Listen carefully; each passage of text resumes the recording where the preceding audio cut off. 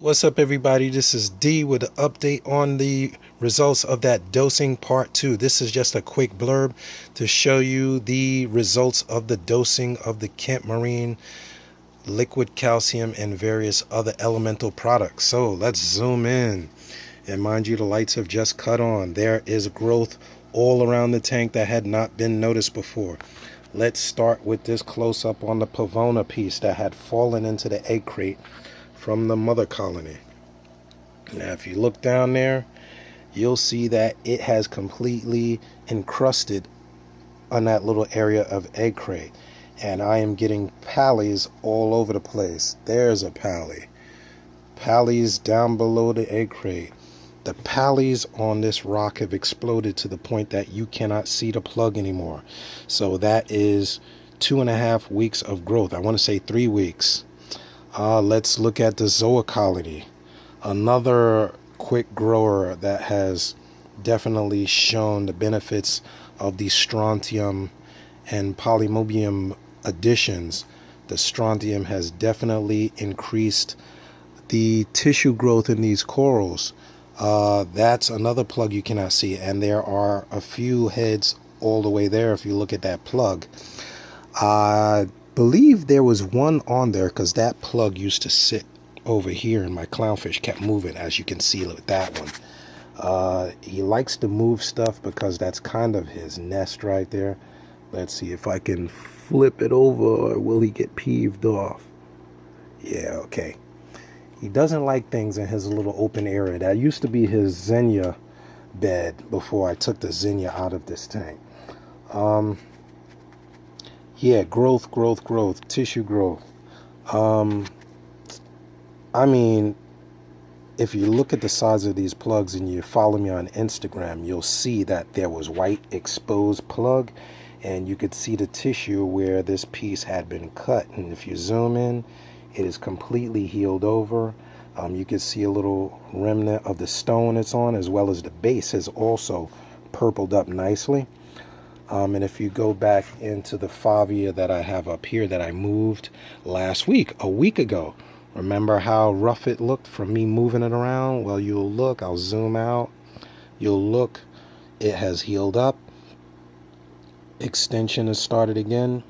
It's encrusting right along the frag plug.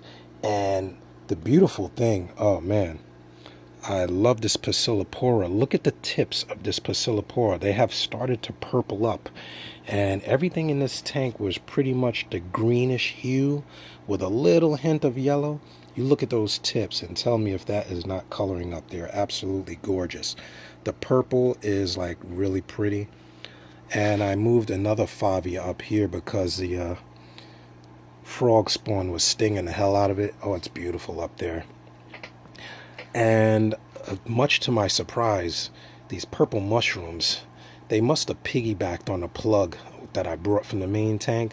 But if you got to go back and look at the last video, because I don't even remember how many there were. But if you look, there are, let me see how many now. There's 1, 2, 3, 4, 5, 6, 7, 8, 9, 10, 11, 12. It just goes on and on. They've grown and they were nowhere near this large. So beautiful. Purple mushrooms are one of my favorites. I really didn't intend on bringing them into this tank, but this is a perfect example of when you take rock from one tank to another, you don't know what's on it. You think you can see everything that's on it. You really can't, and they will quickly get into another tank, especially when you get frags from a friend. The intentions are usually good, but you never know what the result's going to be when you move rock from tank to tank, which is why you should quarantine something that this tank really doesn't benefit from, because this is my frag tank. But another favia, beautiful. The colors are beautiful. It's hard to zoom and capture these colors, but beautiful piece. Got that from my buddy Mike down the block, who was taking his tank down. And Mike, you were so right. When those lights blew up, and this favia kind of likes this dark area, you can see there's a green, there's a blue, there's a little pink in the middle. And my clownfish actually hasn't bothered it, and it's right in his little hole over there. You can see the egg crate in front of his little hole where he moves the plug. If you look, you can see the plugs in front of his hole. That's why frags get moved, because if they block his little entry in and out, he will definitely move them. Let's see what else we could see here. It's just a testament to the successful dosing and building experience in dosing. I can't stress it enough. Know what you're putting in your tank and why. Don't just do it to do it, but you definitely have to know why and when to do what. You know, I can't stress it enough. We do a lot of run and gunning and expect the result, and we don't know why we're doing it, and we just mess everything up. Oh, this chalice has completely fused together. This was two pieces. This little piece, if I can get my finger in there, that little piece used to be on this plug. It used to be on that plug, but my clownfish kept knocking it over, and I went to move it, and it piece completely came off the plug.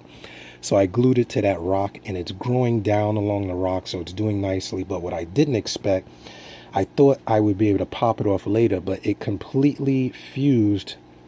It's growing into the piece that was already up there. So the same thing has happened down there, which is why I don't believe in frag tanks. This is just going to be a tank. If I get pieces out of here, I get them out, you know, but most of these pieces are part of my collection, I guess. I'll break off certain pieces, like, you know, the, off of these, the pavonas and things like that. Whatever I can pop off, like some of these I'll trade, or, you know, I'll sell or whatever, but I'm really impressed with the colors, and I hate to go mess with them now. Look at the green in this. When I said my tank was green, it was never this color of green. I mean, that green with the lights on blast, if you look back, that just sticks out from everything in the tank. I had Xenia all over this whole area, and I pulled it all out because it was really distracting from everything else. Something like this needs its own attention.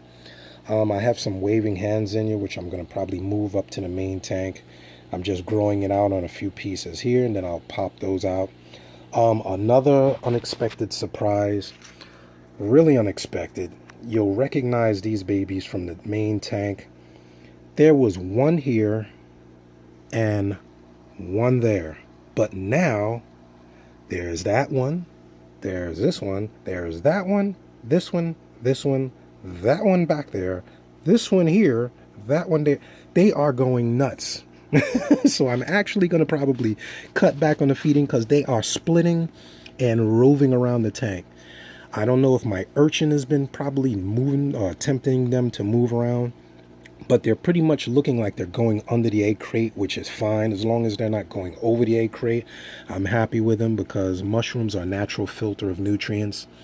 Mushrooms, I will say the same thing about Xenias. They naturally filter the water, kind of like a weed in nature uses nutrients, and they will actually do very well in a higher nutrient tank, which is why I like regular nutrient levels. But yeah, to recap, the tank has exploded with growth.